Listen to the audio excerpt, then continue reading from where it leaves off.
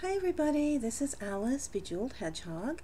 Welcome to Cast Off Tuesday on, excuse me, Wednesday morning. Um, okay, actually not as late as I sometimes am, although you do have to take into account the fact that I haven't put up a cast off in several weeks.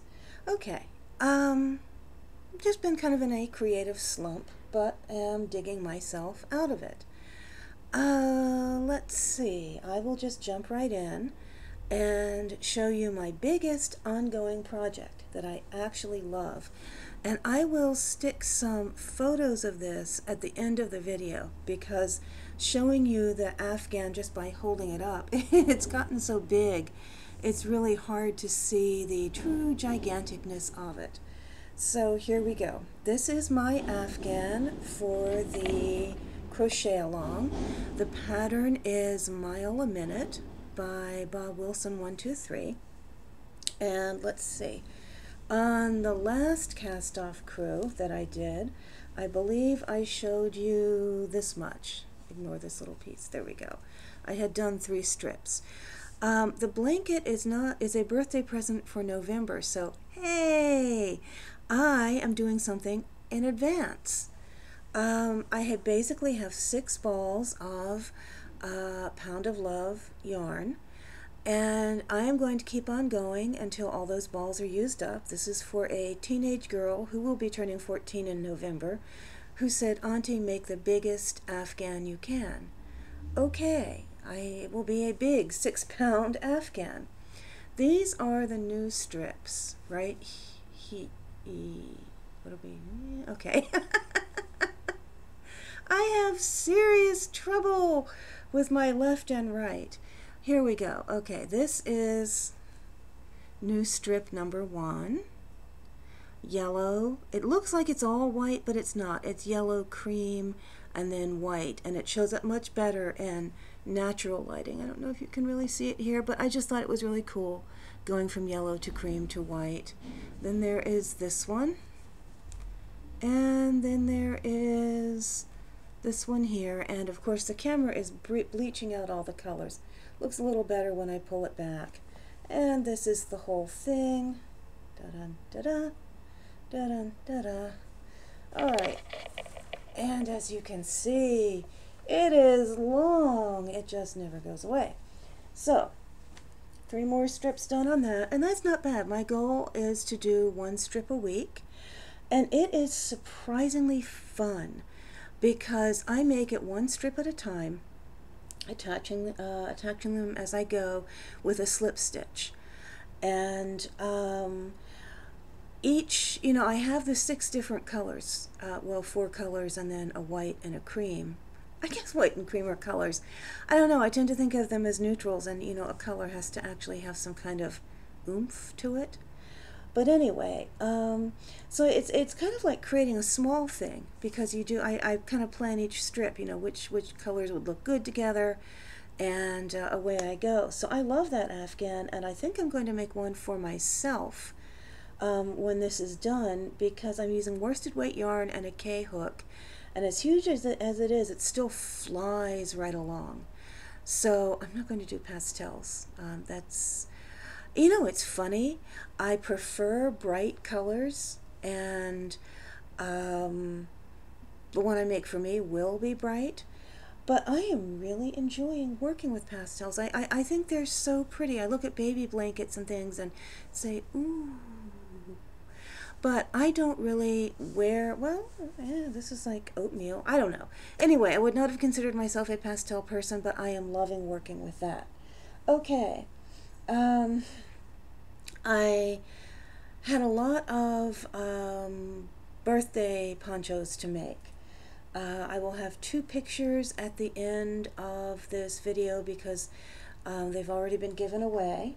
This is my sister's poncho, which is at a stopping point right now because the final skein of yarn, or hank, I'm not sure what you call it. When you get the yarn and it's not wound into either a ball or, a skein, Anyhow, when I put it on my Yarn Swift, the Yarn Swift is the big, wooden collapsible thing that you drop the hank of yarn down over, and then you run a thread to the ball winder. And I don't have an electric one. I just crank mine by hand. But if you're not careful and you there'll be two ends sticking out, and if you don't take the top end and kind of check before you start that it's coming off smoothly, you can end up with one incredibly tangled mess, which I did. So basically, I told my nieces that since this is a Mother's Day present for my sister, they can help contribute by untangling the skein. So we will wait on this, and maybe when my sister and I are both in nursing homes, they will have had children to pass off the skein untangling task too, and maybe their kids will actually do it. But anyhow, now at some point I'm going to sit down and maybe do a Netflix movie and just untangle it myself if they don't do it soon enough. This is Susie Cusey's beautiful pattern. This is yarn that is very much my sister's style. I got it at a great deal on the yarn.com website, and I don't know if you can see it. Yeah, you can. It has those little flecks. It's a greenish yellow with tiny little flecks of a bright turquoise and red in it. And when you pull it back, it has this wonderful light and dark pattern without actually being variegated. And that's what my sister loves, because she does not like the color pooling that you get when you do variegated yarn. Now sadly, in this camera shot, color, it is coming out much more of an olive. It really is much more of a green gold, and I just love it. And let me find a little tag. This is one of the yarns that I consider pretty expensive. It's just, if you go to the yarn.com website, the store is called Webs, you can get on their clearance, or their sale yarns, you can get really great deals. Now you have to take the colors that they offer. You can't go through, and usually they don't have their full color selection left, but that's okay, because you can get, if you're not going with a specific yarn in mind, if you're just going to see what gorgeous things can I get at a great price, then you can find some wonderful things. So this is the yarn, and it is let's see, I believe it is hand painted, hand woven, and it supports local sustainable artisans. I mean, it's a nice yarn, and it is 100% wool. I don't know if you can really see that, but anyway, it is a scratchy wool. If you've ever worked with Noro, it reminds me a lot of Noro. In fact, it had a few tiny little straw bits in it, but it smells good. Wool has a really nice, wool yarn has a really nice, unique smell. I have never sniffed a sheep. I do not know what a sheep smells like. I have watched Dale Kwan on her channel talk about washing some wools, and apparently if it's just wool that's just come off the body of the sheep, it doesn't smell that good. But by the time it comes in yarn form, look, you're watching a yarn junkie get her fix. Anyway, wonderful. It is scratchy though. I would put it on a roughness scale with probably the most rough Super Saver. It's kind of springier and bouncier somehow. It's just, I guess, the thickness or the roundness. This almost looks like it's single ply, kind of like, little tiny pieces of roving. And I am talking way too much about a single poncho. So anyway, okay, end of that.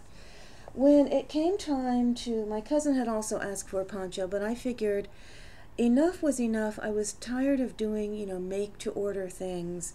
She can have exactly what she wants, her own yarn picked out and all, in the fall. But I wanted to vary it a little bit with my own makings.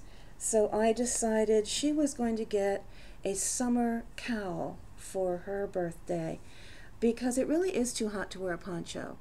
The nieces can wear them all the time because their skinny little arms get cold in grocery stores and movie theaters and all over the place. But my cousin is like me. She's big, she's old, we don't get cold. Okay, so this is the beautiful lacy pattern. I just took it out of a stitch book. Did, you know, 2 designs side by side. And the yarn is actually a lot more red and rich and vibrant. More of a reddy orange color, but there's definitely purple in it. And then I decided to make it a cowl. Because I think cowls, I mean, they're easier to keep on for one thing. And, you know, you can just kind of drop it down over a plain old boring outfit and completely dress it up. And it's 100% cotton. And it's a lighter weight cotton than I usually use, and I don't know if you can tell, probably not, but the yarn itself was a little bit crinkly. I already stuck the leftovers in my scrap bag. Here I'm showing you, whoa, the scarf to look at while I dig for the little yarn tag that I saved. Yep. This also was a sale on Webs. This is Mission Falls. It's called 1824 cotton. This particular color is just a number, 771. Oh, made in Canada. Okay, and it does not give a yarn weight, but I would say it's probably a DK or maybe even a sport weight. So there you go. Oh, please excuse the hair thing today. Today's do is called Morning Mystery. Basically, how you achieve this do is you go to bed with your hair still somewhat wet, and you sleep on it, and you wake up in the morning and see how it turns out. And the wonder of this is it takes next to no maintenance, and every day you get, a little surprise. But that's okay. My vacation starts today, and over my vacation, I intend to get a haircut. Look at the twigs. They're everywhere. Anyway, okay, so then to go with this, I made a hat, and I mean, you can see my hand moving. It's through it. It's not really a mesh, but I think I used an L hook, and I just did a series of half double crochets, very airy, very light. And this really is more of, obviously not a keep warm hat, but a fashion statement hat, or a, bad hair day hat, like, if you're experimenting with the morning surprise hairdo. And it is big, like a tam. She has longer hair than me, and you can always just push it up in there and, hide it all if you're in that kind of a mood. Okay, so there are the hats. And then I just sat around and was playing with, I love the sugar and cream yarn because I like variegated yarn. And I just made a bunch of little dish rags. And this one is really small, but I kind of like having 2 different kinds of dish rags. The bigger ones that you can use to wipe down the counters and the stovetop and things, and then the littler ones, smaller, whatever, to just, actually do the scrubbing in the sink. So here's another one, and this one I gave it a little bit of texture by using one single crochet, one double crochet alternated. And the cool thing about variegated yarn is I just love the way the patterns turn out. It looks like I did some really fancy 4-yarn stitch pattern thing, but I didn't. I just bought a ball. Okay, I would like to say that this is a uniquely designed, wonderful triangle dish rag that I purposefully did. Basically what happened was it was just supposed to be a standard kind of square, but I was watching Netflix and I was getting really into what I was doing, and I was not watching as I crocheted. So I realized when it got to this point that somehow the ends were kind of uneven. I thought, rip out a dish rag? Seriously? I'm going to scrub dirty dishes with it? But I couldn't bear to have a lumpy looking thing sitting around in my kitchen, so I turned it into a triangle. Yay! Okay, everybody. Thank you for watching. Please watch all the other members of the Cast Off crew. They are really, really talented. and also a lot of fun. I will put links to them down below, and have a great weekend. Bye.